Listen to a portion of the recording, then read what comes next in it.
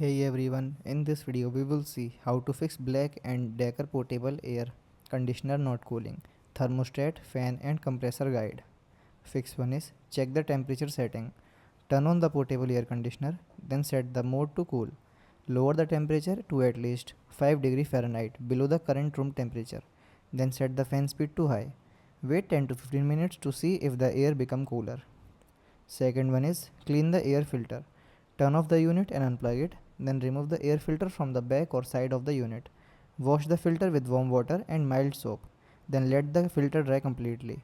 Reinstall the filter and reset the air conditioner. Third one is reset the air conditioner. Turn off the unit, unplug it from the power outlet, then wait 5 to 10 minutes. Plug it back in, turn it on, then select cool mode and test the cooling performance. Fourth one is check for a full water tank. Look for a water tank full indicator or warning light, then place a container under the drain plug. Remove the drain cap and let the water drain completely. Reinstall the drain cap securely. Then restart the air conditioner. Fifth one is inspect the fan. Turn off and unplug the unit, then check that nothing is blocking the air intake or outlet. Turn the fan blade gently by hand if accessible. Remove any dust or debris around the vents, then turn the unit back on and make sure the fan runs properly. Thanks for watching.